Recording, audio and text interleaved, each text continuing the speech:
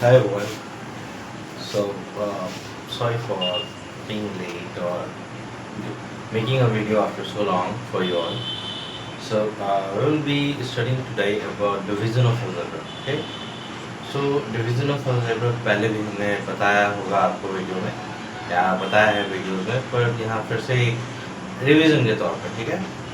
इसमें कुछ और नए तरीके या कुछ नए रूल्स के साथ आपको बताने की कोशिश करेंगे। ओके। तो इस चीज़ में बेसिकली है क्या, जब भी डिवीज़न करते हैं तो एक चीज़ हमेशा इसमें याद रखनी है, एक्सपोनेंट अगर आपने पढ़ा होगा, अगर क्लास 8 में है या 7 में है तो एक्सपोनेंट पक्का आपने पढ़ा होगा।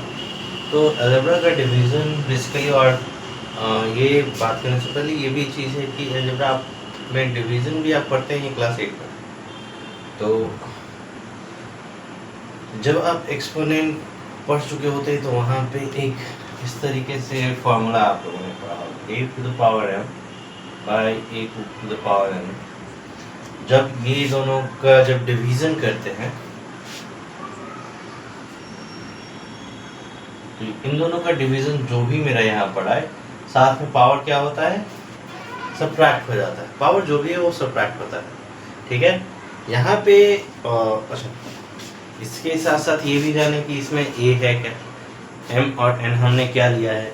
यहाँ पे a जो है वेरिएबल है एंड m और n जो है वो पॉजिटिव इंटीजर नंबर है जो एज ए पावर के तौर पे हमने लिया है, ठीक है। तो इसमें एक चीज़ और ध्यान देने की बात है, यहाँ पे अभी a को हमने क्या बताया इस डिवीजन में, ये a is a positive integer, नहीं sorry, a is a variable and m and n is positive integer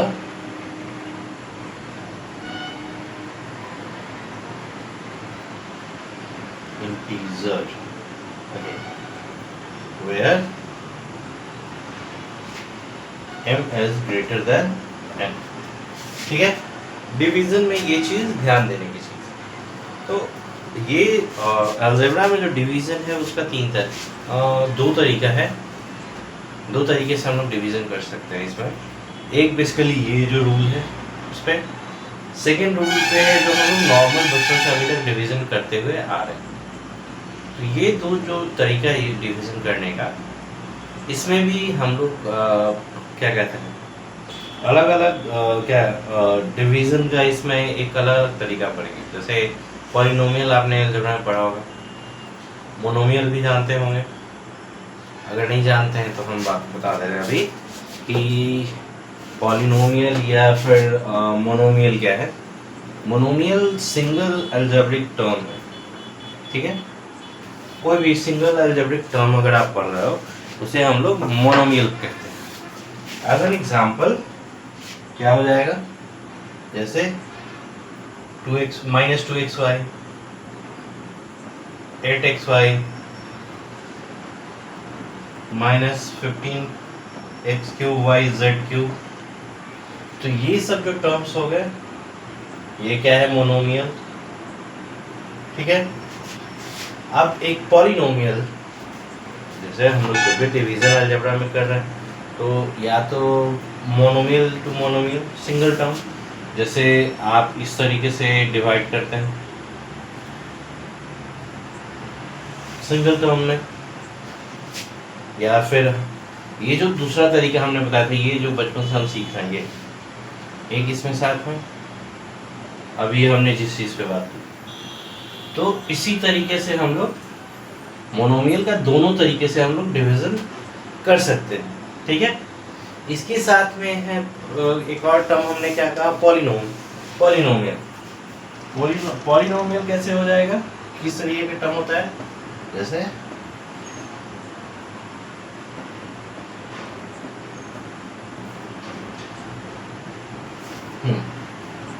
हमने यहाँ पे एक अभी टर्म लिखा,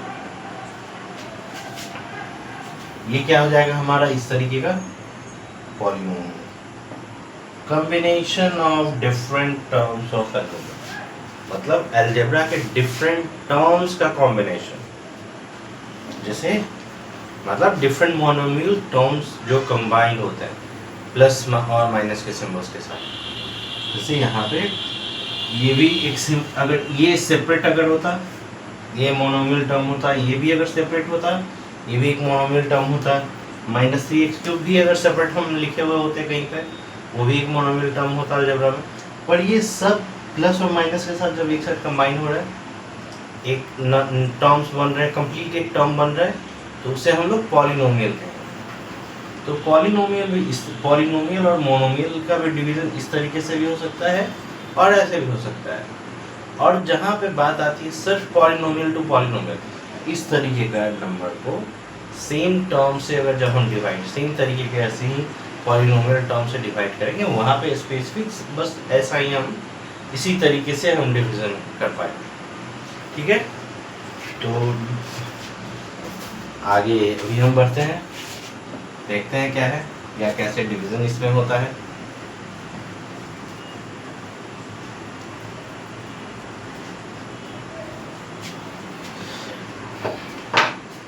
पहला division of 8x³ y² by 2x1, मतलब इससे इन दोनों में डिवीजन करना है, यानी दोनों हमारा मोनोमियल टर्म है और दोनों के बीच में डिवीजन करना है, तब डिवीजन कैसे यहाँ पे होगा। ठीक है, तो सिंपली हमने दोनों तरीके से बात की है, एक एक्सपोनेंशियल टर्म के थ्रू भी और एक नॉर्मल डिवीजन के थ्रू भी, दोनों तरीके से करते हैं। जैसे 8x³ y² बाई, सबसे पहले डिवीजन में इस तरीके से हम लिखेंगे, जब एक्सपोनेंशियल फॉर्मूला के थ्रू अगर हम सॉल्व करते हैं तब। इसके बाद सीधे क्या करेंगे कि जो कांस्टेंट वैल्यू है, कांस्टेंट वैल्यू पता है 1 to 9 का जो टर्म होता है without getting into the power, मतलब बिना पावर में जाए हुए जो कांस्टेंट टर्म, जो सेपरेट टर्म है, जैसे यहाँ पे 8 और 2 है, वो यहाँ पावर में 3 और 2 है, उसकी बात नहीं है, जो कांस्टेंट सेपरेट एक टर्म बन रहा है वो यहाँ पे 8 और 2 है और ये है, तो दोनों को किस तरीके से करेंगे, 8/2 x, ये क्या है पावर 3, यहाँ पे पावर कुछ नहीं तो 1। जैसे हमने अभी कुछ देर पहले क्या पढ़ा था, a to the power n where a both a are variable और m and n क्या था, पॉजिटिव इंटीजर था। तो क्या है, यहाँ भी हमने ऐसे किया था, सेम यहाँ पे भी सेम टर्म डिवीजन में जाएगा, 3 - 1, फिर इस जगह पे y पावर 2 - 1, 4, यानी कि हमारा क्या हो जाएगा 4, यहाँ से घट के s to the power 2, x का पावर 2 एंड y, अब दोनों में घटने के बाद 1। तो ऐसे एक सिचुएशन में पावर में 1 लिखे या ना लिखे, हमारा बात बराबर है। ठीक है, अब इसके अलावा ये एक तरीका हुआ, इसके अलावा जब हम नॉर्मल डिवीजन करेंगे मोनोमियल टू मोनोमियल के अंदर में, तो देखिए यहाँ पे 2xy 8x³ y²,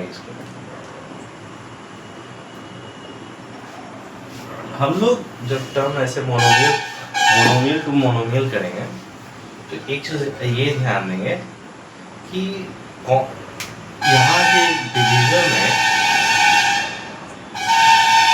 के कांस्टेंट वैल्यू में कौन सा और कांस्टेंट वैल्यू कौन सा कांस्टेंट नंबर मल्टीप्लाई करेंगे कि डिविडेंड में हमारा जो कांस्टेंट वैल्यू है उसके सिमिलर में आ जाए, यानी कि यहाँ के कांस्टेंट के वैल्यू में कौन सा दूसरा कांस्टेंट वैल्यू मल्टीप्लाई करेंगे कि इसके इक्वल में आ जाए, यानी कि यहाँ से ऐसे 4 मल्टीप्लाई करेंगे तो 2 × 4 8। अब हमारा वेरिएबल भी तो है, पहले से हमारा वेरिएबल का पावर यहाँ पे कुछ नहीं तो 1 है, जैसे एज्यूम करिए चलो 1 है मेरा, कुछ अगर हम लोगों ने पावर में नहीं लिखा है तो 1 में हम और कितना इस x के साथ और कितने x के पावर वाले संख्या को मल्टीप्लाई करेंगे कि हमारा x³ हो जाए।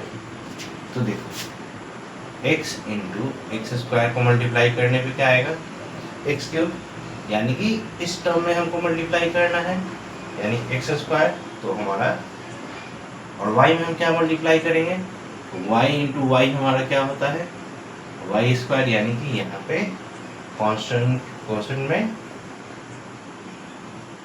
में y लिखना होगा। अब यहाँ से क्या है, तो जब भी अब डिवीजन में हम लोग सब्ट्रैक्ट करते हैं, ये चीज़ सब्ट्रैक्शन होता है यहाँ पे।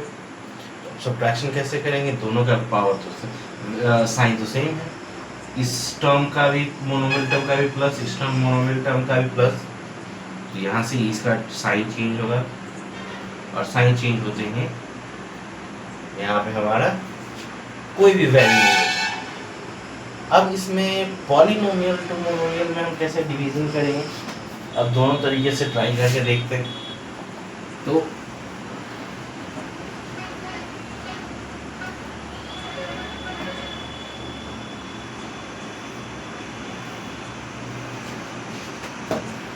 what is the questions do I have now with me? Question is 6 divide 6x to the power 5 plus 18x to the power 4 minus 3x to the power 2 by 3x square। अब जब exponential वे में अगर हम चले, exponential वे पहले तो था कि सिंगल दोनों मोनोमियल टर्म्स थे, तो वन एक के नीचे एक रखा और हमारा काम हो गया। अब यहाँ पे पॉलिनोमियल है, यानी कि डिफरेंट एक्सपोनेंट एक मोनोमियल टर्म्स को एक साथ प्लस माइनस के सिंबल के साथ एक साथ कनेक्ट करके रखा गया है।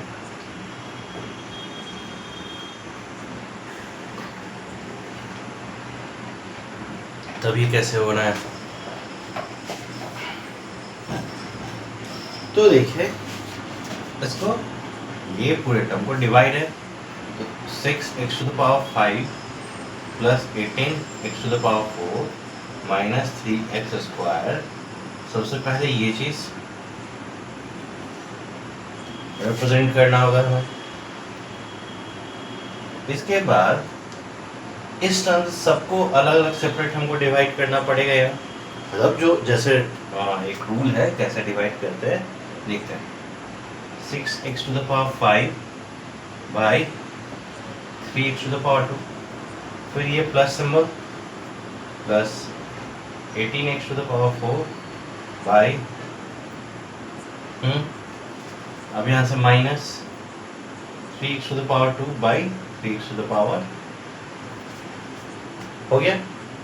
मतलब इस पॉलिनोमियल को सेपरेट मोनोमियल टर्म्स में हम अब यहाँ से सेपरेट कर लिया और उसको ऐसे रख लिया। अब यहाँ से क्या कर सकते हैं, सिंपल है कि अब कुछ तो करना पड़ेगा इसमें। तो यहाँ से वापस मोनोमियल टर्म्स में जैसे हमने डिवीजन किया था सेम, यहाँ से देखिए 6/3 ये x to the power 5 minus इसका पावर 5 है, इसका 2 है। सेम रूल के थ्रू जो एक्सपोनेंशियल रूल था उसके थ्रू चल रहा है। 18/3 x to the power 4 minus 2 minus 3/3 x to the power 2 minus 2। अब देखो अब ये क्या है 2, यानी यहाँ से 2 और यहाँ पे घट के x to the power 3 plus यहाँ से ये 6 x टू द पावर यहाँ से घट के 2 और यहाँ से माइनस ये कट के 1 यानी 1 यहाँ पे, और किसी भी वेरिएबल या कांस्टेंट वैल्यू का पावर 0 है उसका वैल्यू 1 होता है। यहाँ से क्या हो जाएगा 2x to the power 3 plus 6x square, यहाँ से इसका 1 होगा, 1 इंटू 1 1 ही रहेगा हमारा, यानी कि ये हमारा आंसर हो गया। ठीक है, जब ये एक्सपोनेंशियल वे में अगर चलोगे और जब हम बेसिक जो बचपन से जिस तरीके से डिवाइड सीखना है अगर उस रूल पे आओ तो देखो 3x स्क्वायर क्वेश्चन में 6x to the power 5 plus 18x to the power 4 minus 3x square. अब यहाँ से क्या है, अब इसमें अब देखो इस तरीके के डिवीजन में जब पॉलिनोमियल टर्म्स आ जाए इस तरीके से, तो यहाँ पे हम ज़्यादा ध्यान नहीं देते हैं इसमें, बस इतना देखते हैं कि मेरा फर्स्ट टर्म कंप्लीटली कट जाना चाहिए, कैसे भी कट जाना चाहिए। क्या मल्टीप्लाई करें, क्या माइनस का सिंबल दे, प्लस का दे, क्या करें, या क्या नए वेरिएबल से ऐड करें, ये चीज़ ध्यान देना होगा। तो यहाँ पे 3 में क्या मल्टीप्लाई करने पर, ये भी पॉजिटिव 6 है, पॉजिटिव में पॉजिटिव 3 है, यानी कि पॉजिटिव में ही कोई नंबर से मल्टीप्लाई करना होगा। यहाँ पे स्पेस नहीं है, इसको ऐसे करके ऐसे रखिए, यानी 2, ये तो 6 तो हो जाएगा। अब यानी कि यहाँ पर अगर हम कुछ भी अगर वेरिएबल नहीं देते तो ये तो x² मेरा उतरेगा। और हमने अगर अलजेब्रा का एडिशन या सब्ट्रैक्शन जो बताया आपने देखा होगा, उसमें क्या बताया है कि वेरिएबल के साथ साथ पावर भी सिमिलर होना चाहिए, तभी वो एडिशन या सब्ट्रैक्शन हो पाएगा। Variable with different power multiply हो सकते हैं, पर वेरिएबल विद डिफरेंट पावर कभी भी सब्ट्रैक्ट या फिर एडिशन नहीं हो सकता। सेम चीज़ है, बस 2 लिख देंगे यहाँ पे, तो ये दोनों 2 के साथ मल्टीप्लाई हो रही है ना, तो ये तो x² वापस यहीं पे आ जाएगा हमारा, ये तो दिक्कत वाली बात है। तब हम क्या करेंगे, यहाँ पे इस x² में क्या मल्टीप्लाई करेंगे, x का पावर 5 है, तो यहाँ पे x⁴ बटा में, फिर इसका साइन चेंज होगा क्योंकि दोनों पॉजिटिव में है, एक का साइन चेंज होगा तभी कटने वाला है, सब्ट्रैक्ट होने वाला है, खत्म। फिर ये 18x⁴। अब 3 में क्या मल्टीप्लाई करें, अब क्योंकि ये तो अलग एक टर्म था, अब ये एक अलग टर्म है, ये इसका टर्म का मल्टीप्लिकेशन यहाँ पे लाने से पहले यहाँ पे प्लस साइन के साथ लिखना पड़ेगा, यानी कि पॉजिटिव 6 में प्लस 6 में मल्टीप्लाई करेंगे तो मेरा +18 आएगा, यानी कि सबसे पहला तो +6। अब यहाँ से x² में क्या मल्टीप्लाई करेगी, मेरा x⁴ आ जाए, यानी कि x², ये देखिए मेरा खत्म। अब लास्टली क्या बचा, -3x²।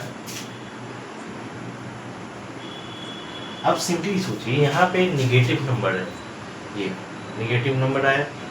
अब इस नेगेटिव नंबर में हम पॉजिटिव नंबर में क्या मल्टीप्लाई करेंगे, सिमिलर मेरा नेगेटिव नंबर में आ जाए, तो 3x² में -1 से अगर मल्टीप्लाई करते हैं, जैसे अगर सिंपल एक क्वेश्चन पूछा जाए कि 2 में क्या मल्टीप्लाई करेंगे तो मेरा -6 आंसर आएगा, मतलब पॉजिटिव 2 नंबर है, वो पॉजिटिव में है, उसमें क्या मल्टीप्लाई करेंगे कि नेगेटिव में मेरा -6 है, नेगेटिव में 6 है, -3 में करना पड़ेगा। सिमिलर हो गई, यहाँ पे पॉजिटिव में नंबर है, नेगेटिव में लाना है, यानी नेगेटिव नंबर से ही मल्टीप्लाई करना है, लेकिन यहाँ पे दोनों सिमिलर है, यानी कि -1 यानी कि -3